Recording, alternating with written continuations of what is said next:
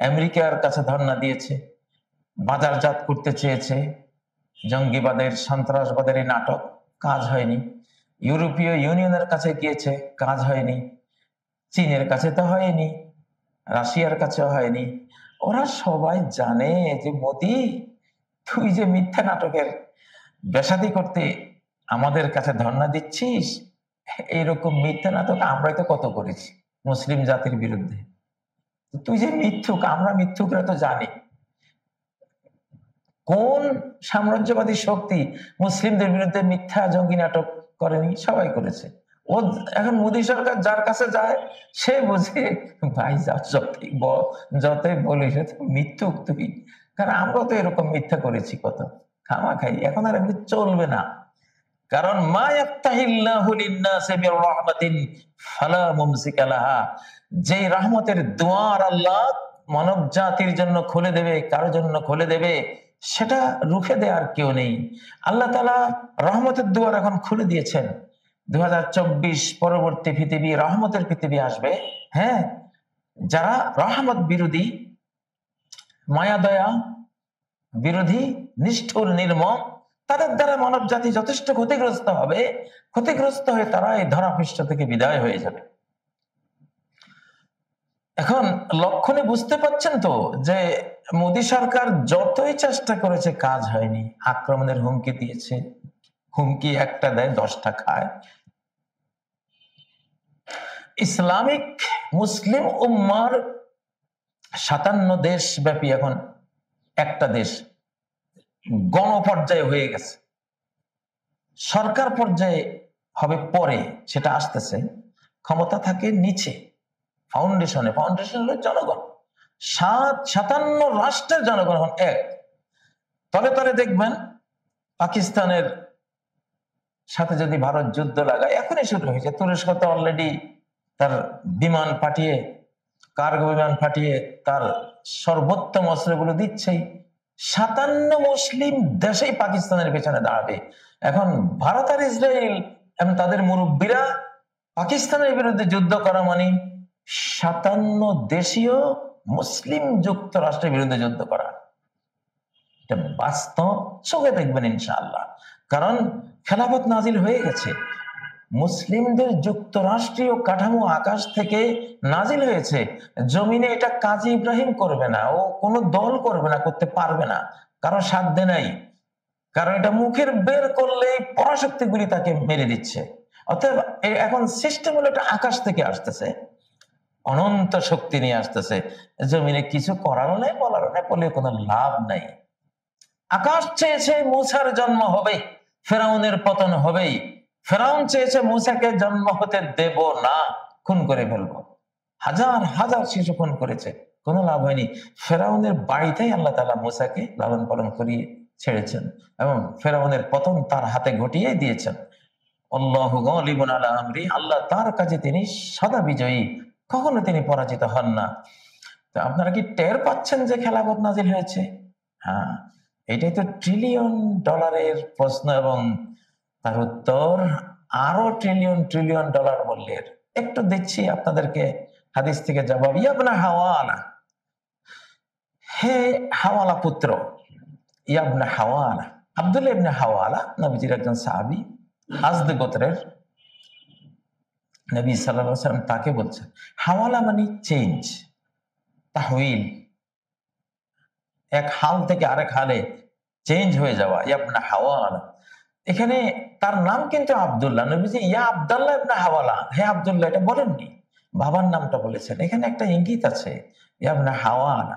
নবী সাল্লাল্লাহু আলাইহি ওয়াসাল্লাম যেমন ইস্তিসকার নামাজ পড়লে তিনি দোয়াটা এমনি করতেন, এমনি করতেন না, এমনি দোয়া করতেন, হাতকে উল্টিয়ে দিতেন, তাহউইল করতেন, পরিবর্তন করতেন, চেঞ্জ, দোয়ার সিস্টেম চেঞ্জ করে দোয়া করতেন। কেন? আল্লাহ তুমি এই খরার অবস্থাটা চেঞ্জ করে দাও, এটা বোঝাবার জন্য আল্লাহর কাছে এইভাবে দোয়া করতেন। চাদর ডান থেকে বামে, বামের থেকে ডানে চেঞ্জ করে নিতেন।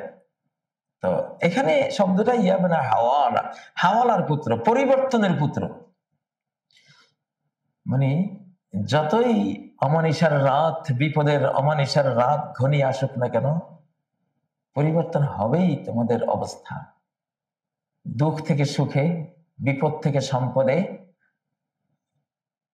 এবং নিরাপত্তাহীনতা থেকে নিরাপদ পরিবেশে তোমরা যাবেই। মানে হাওয়ানা, হাওয়ালা পুত্র, তাই না, পরিবর্তনের পুত্র।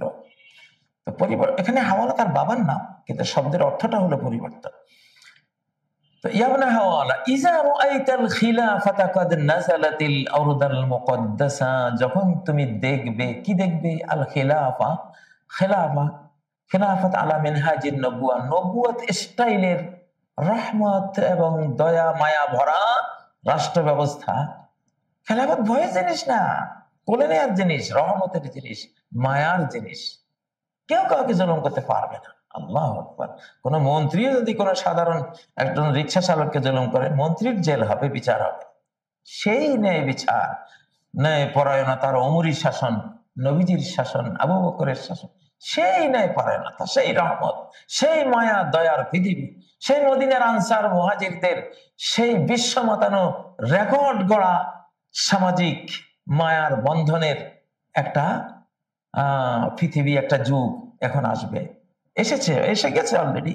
2024 5ই আগস্ট যখন বাংলাদেশ স্বাধীন হয়, তখনই এর উন্মেষ, এর জন্ম হয়েছে শিশু খেলাফতের।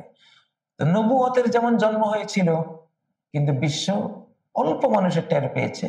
প্রথমে ওরাকা ইবনে নওফল টের পেয়েছে, খাদিজা টের পেয়েছেন, আবু বকর টের পেয়েছেন, একটু একটু করে 12-13 বছরে এত একটু সংখ্যা আরো বেড়েছে, পরে গিয়া বিপুল আকারে বেড়েছে। মোটামুটি একটা যুগ লেগেছে একটু ছড়িয়ে যেতে। তো খেলাফত যে নাজিল হয়েছে, নাজিল হয়ে গেছে, যারা দেখার তারা দেখতে পাচ্ছেন। ইয়াবনা হাওয়ালা ইযা রাআইতাল খিলাফা কাদ নাযালাতিল আরদাল মুকদ্দাসা, পবিত্র ভূমিতে যখন খেলাফত আকাশ থেকে নাজিল হবে। নাজিল হওয়া মানে কি? যেমন ও আনজালনা মিনাস সামাই, আমি আকাশ থেকে নাজিল করেছি মান তাহুরা, পবিত্র পানি। পানি যে আমাদের এই গ্রহের না, ভিন্ন অনেক ঊর্ধ্বের কোন গ্রহ থেকে পানি নাজিল হয়েছে। লোহার ব্যাপারে যেমন আল্লাহ বলেছেন আনজালনাল হাদিদ, আমি লোহা নাজিল করেছি। লোহা এই পৃথিবীর এই তাপমাত্রায়, এই গ্রহের তাপমাত্রায়, সৌরজগতে লোহা তৈরি হওয়ার কোনো পরিস্থিতি নেই, পরিবেশ নেই। এটা কোন সুপারনোভা বিস্ফোরণে এটা এই জগতের ঊর্ধ্বে, সৌরজগতের ঊর্ধ্বে কোথাও তৈরি হয়ে সেল আকারে পৃথিবীতে, ট্রিলিয়ন ট্রিলিয়ন সেল আকারে পৃথিবীতে প্রেরিত হয়েছে। তো আনজালনা বললে বুঝতে হবে যে এটা এখানে তৈরি হচ্ছে না, এটা উপর থেকে আসছে। তো ঠিক দেখুন কত বড় কথা, খেলাফত নাজিল হবে।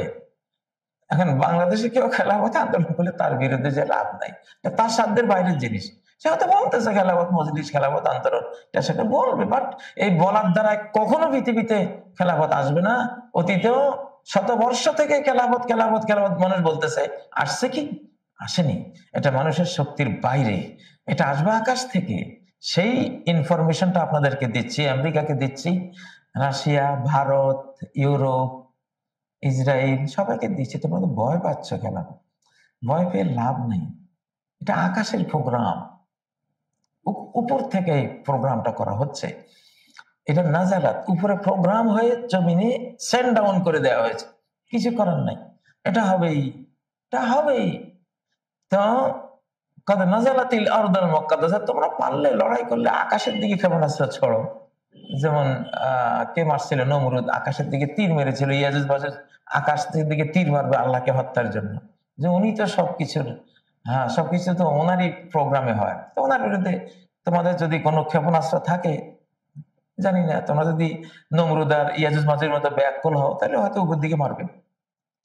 এই জমিনে কাজী ইব্রাহিমের বিরুদ্ধে কথা বলেও লাভ নেই, ও খেলাফত মজলিসের বিরুদ্ধে কথা বলে কোনো লাভ নেই। এটা পৃথিবীর জিনিসই না।